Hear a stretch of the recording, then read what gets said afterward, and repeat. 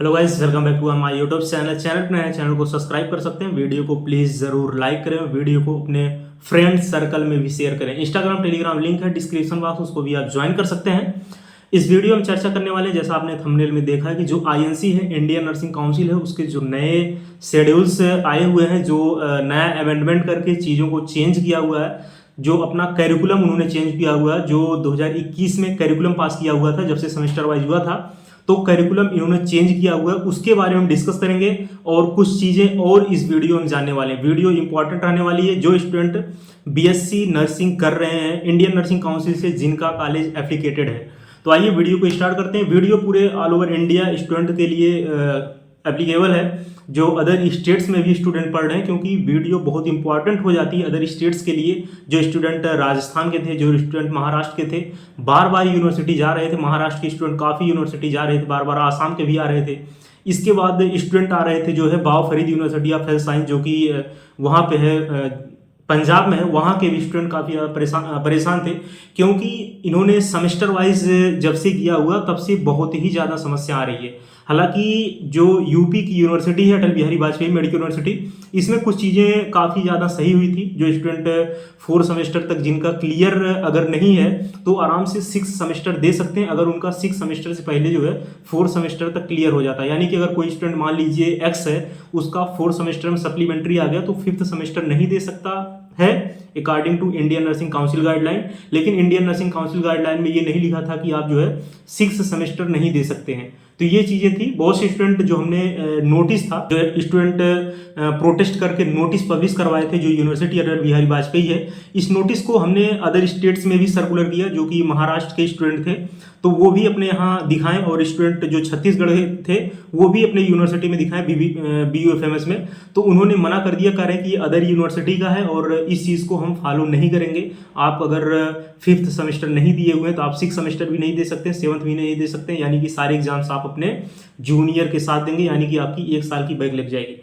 तो बार बार student INC जा रहे थे, इंडियन नर्सिंग काउंसिल जा रहे थे, उन्हीं का जाने का इतना अच्छा परिणाम आया है। इंडियन नर्सिंग काउंसिल को ये सोचना पड़ा, उनको अलग से मीटिंग बैठा कि ये अपना पूरा डिसीजन लेनी पड़ी, अमेंडमेंट लाना पड़ा कि हमको नियम में परिवर्तन करना चाहिए, हमको अपने गाइडलाइंस में परिवर्तन करना चाहिए। क्योंकि ये जो गाइडलाइंस है वो लगभग अगर 3rd ईयर तक फॉलो होती है तो अच्छी बात है। जैसे अभी जो गाइडलाइंस आई हुई है वो 3rd ईयर तक है, यानी कि अगर आपका 1st to 3rd ईयर तक अगर क्लियर है, तभी आप 4th ईयर में जा सकते हैं। यानी कि आराम से 3rd ईयर तक आप सप्लीमेंट्री देते रहेंगे, यानी कि 1st to 6 सेमेस्टर तक आप आराम से सप्लीमेंट्री देते रहेंगे।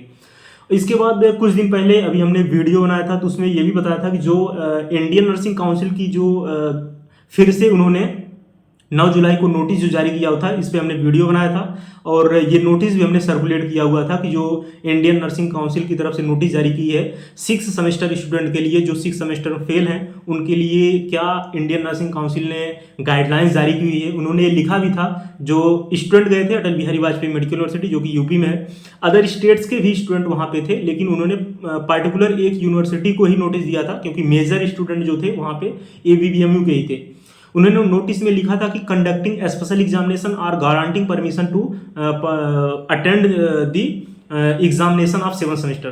तो उन्होंने ये तो लिख दिया था कि आप जो है गारंटिंग परमिशन जो है आप दीजिए। यूनिवर्सिटी को ये नोटिस भेजा था, यूनिवर्सिटी को मेल भेजा हुआ था कि या तो आप 7th सेमेस्टर में बैठने की अनुमति दीजिए।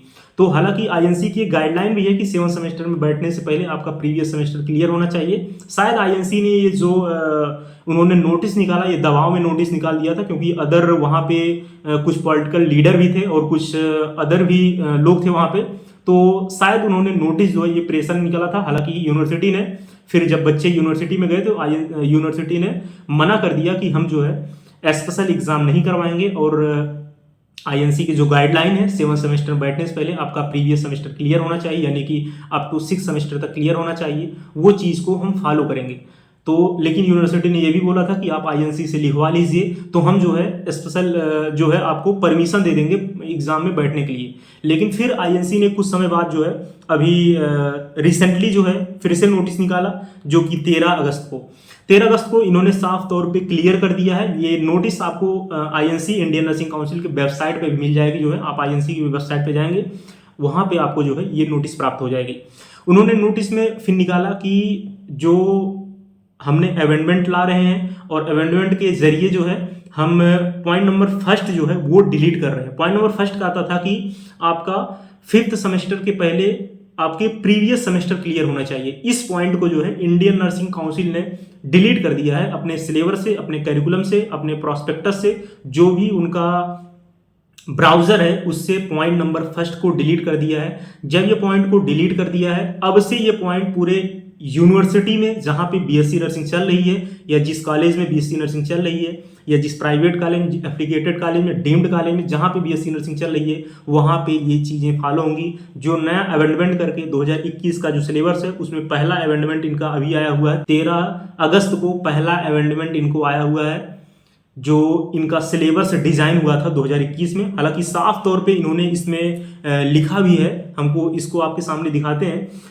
इसने साफ तौर पे लिखा है कि पॉइंट नंबर फर्स्ट को हम डिलीट कर रहे हैं क्योंकि बहुत से स्टूडेंट को प्रॉब्लम आ रही है। इसको लेके बहुत ज़्यादा प्रॉब्लम थी क्योंकि अगर आपका ब्रेक लग जाता है 5th सेमेस्टर में ही, आपका अगर ब्रेक लग जा रहा है 5th सेमेस्टर में, इससे बहुत ज़्यादा दिक्कत हो जाती है। यहाँ पे सीधा आपकी 1 साल की ब्रेक हो जा रही है। इसके बाद आप 7th सेमेस्टर में भी ब्रेक लगाए हुए हैं। अगर आप किसी स्टूडेंट की मान लीजिए 6th सेमेस्टर में फिर सप्ली आ गई तो उसका फिर 1 साल का लॉस हो जाएगा, यानी कि 2 साल का उसका सीधा लॉस हो रहा है। इसको थोड़ा सा जो है इंडियन नर्सिंग काउंसिल ने गंभीरता से लेते हुए इस मुद्दे को अच्छे खासे तरीके से उन्होंने सोचा, मीटिंग किया, इसके बाद उन्होंने इस पॉइंट को डिलीट कर दिया। हालांकि इस पॉइंट को डिलीट करने में काफ़ी ज़्यादा इनको समय लगा और इस पॉइंट को चाहिए था कि पहले डिलीट कर दें जब अदर स्टेट्स के बच्चे जा रहे थे, आवाज़ उठा रहे थे कि हमारे खिलाफ गलत हो रहा है, हमारे लिए गलत हो रहा है कि सेमेस्टर वाइज चल रहा है और आप पहले ही ब्रेक रूल लगा दे रहे हैं, जो कि 3rd ईयर तक मान लीजिए ठीक है, 3rd ईयर तक अदर कोर्स में भी है कि आपका 3rd ईयर तक क्लियर होगा तभी आप 4th ईयर में जा सकते हैं। तो ऐसा जो है इन्होंने अपने अमेंडमेंट में लाया, इन्होंने चेंजेस किया। तो आईएनसी को बहुत बहुत धन्यवाद, लेकिन उन स्टूडेंट्स को भी धन्यवाद। अदर स्टेट्स के स्टूडेंट काफ़ी ज़्यादा गए, बार बार फोकस किए, क्योंकि आसाम से आना, दिल्ली आना, महाराष्ट्र से दिल्ली आना, फिर पंजाब से नज़दीक है हालांकि, लेकिन फिर साउथ से अगर दिल्ली आ रहे हैं, तेलंगाना वगैरह से बच्चे दिल्ली आ रहे हैं तो वहाँ के बच्चे मैसेज कर रहे थे।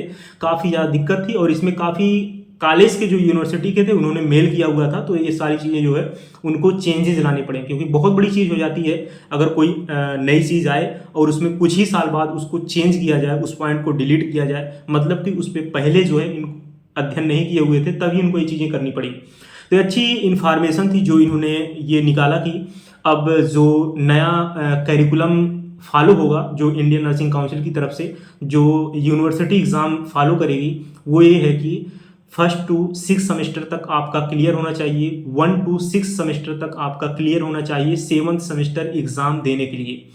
तो ये आईएनसी की नई गाइडलाइन आई है कि 7th सेमेस्टर जो पॉइंट नंबर फर्स्ट था उन्होंने डिलीट कर दिया, पॉइंट नंबर 2nd और point number 3rd, point number 4th है।